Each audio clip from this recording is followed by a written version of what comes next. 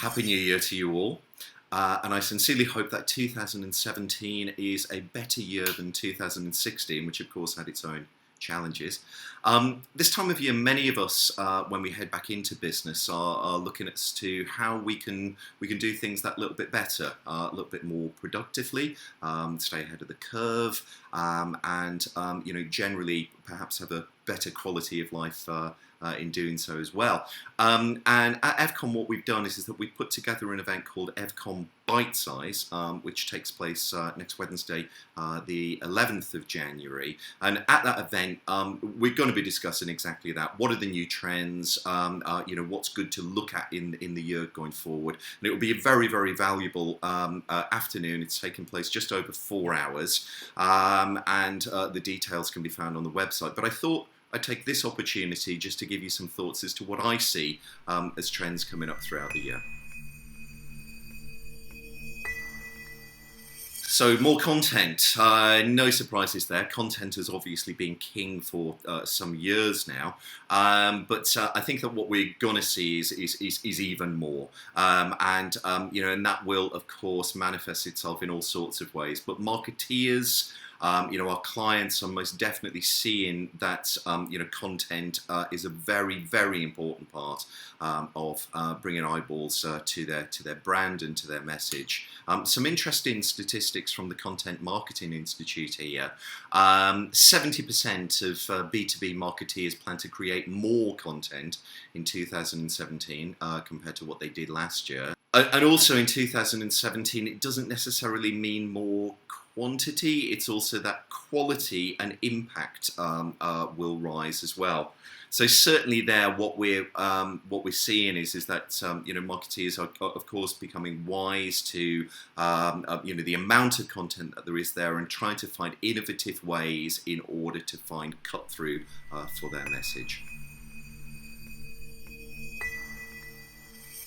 A very big part of the content message is video, and certainly our screen members are best tuned to understand that area. But I do heavily reinforce that connecting with social is a really key part of this. If businesses, if member businesses can, be driving a social campaign and social strategy as well, they are in effect writing their own brief as a content strategy moving forward.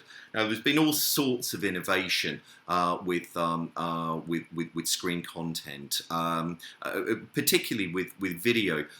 Live, for instance, Facebook Live has seen something like a 400% rise in people actually making live Facebook content in the past year, and also kind of really interesting things like Snapchat launching their own pair of glasses, a bit like Google Glass had a few years ago,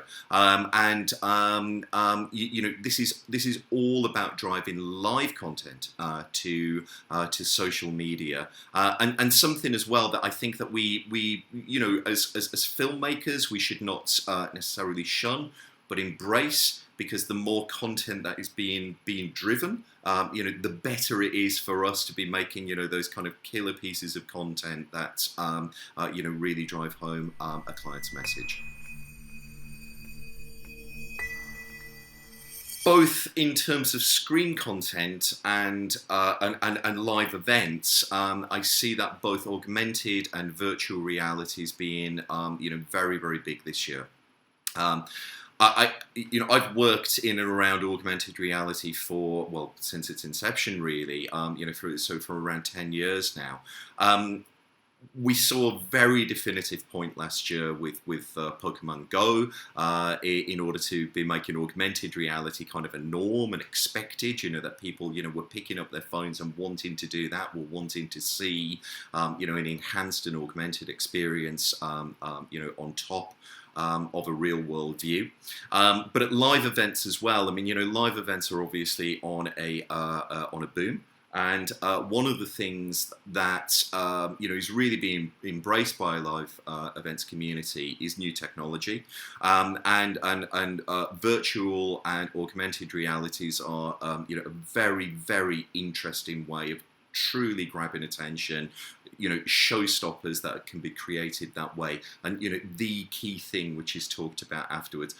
Also, because it's digital content, it can at times be measured and be used pre-event, during event, and post-event as well, which I think is a very, very interesting area.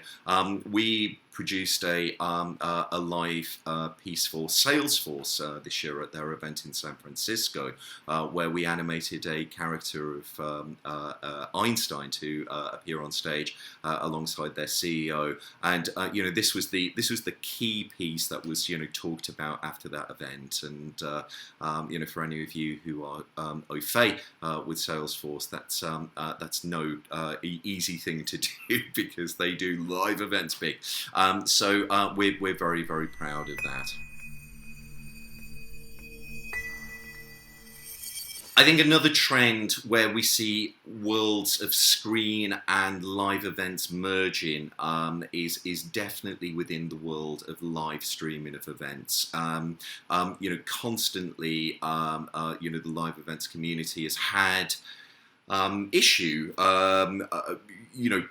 Perhaps people haven't been able to attend events. It's been very expensive to get delegates from around the world to attend one event in Europe or wherever that may be. So to take the investment of that event and beam it to the whole company or to whatever audience the client's wanting is key. And obviously there's lots and lots of off-the-shelf solutions around this. Periscope is a very, very interesting piece of technology as a social app where people can be connecting and giving opinion and giving feedback live, asking questions live. So this is something where streaming of live events is not that price prohibitive thing which it was in the past. I think another big trend in live events is most definitely the want and desire to capture data. This plays hand in hand with return on investment. Any big scale live event is a big investment for a client. It's not just a big investment of cost, it's a big investment of time, and it's a big investment of brand, and wanting to see some empirical data that is coming back. So one of the ways of doing that, apart from the tried and tested old fashioned ways, is to really be embracing with new technology, and certainly we're seeing that attempts to gamify, to be adding polls and votes and interaction into events is a much easier way of not just making the event itself more fun and involving, but it's also a great way of measuring the success of that event as well. I mentioned social media before, but its rise is just astonishing. We are definitely at a tipping point now where people care to interact with their phone and social media more so than doing hopefully what we're kind of doing right now, which is making eye contact and connecting with people on a human level. So this is something that of course we need to embrace. There are some astonishing statistics that people are using social media now around 2.25 hours a day, but human interaction is something like half of that time. So people are more in front of their device than they actually are in terms of kind of real connection with people. So to really embrace social media and possibly have that as part of our offering going forward, and that's both with screen companies and live events companies. I see that as being kind of really key. Finally, it's on many people's minds as to what on earth's happening with the world. What will the Trump presidency mean? What will Brexit mean? Well, obviously, we're fighting hard within EVCOM in order to bring about a knowledge to government as to what our industry wants and needs going forward in order to be the £5 billion pound industry that it currently is. But there are benefits which are kind of currently happening. We as the live events community, as the screen content community, we are perceived as being the best in the world. And what's happened kind of overnight, if you like, post Brexit, is that the pound's being devalued. So we're not just the best; we're also cheaper.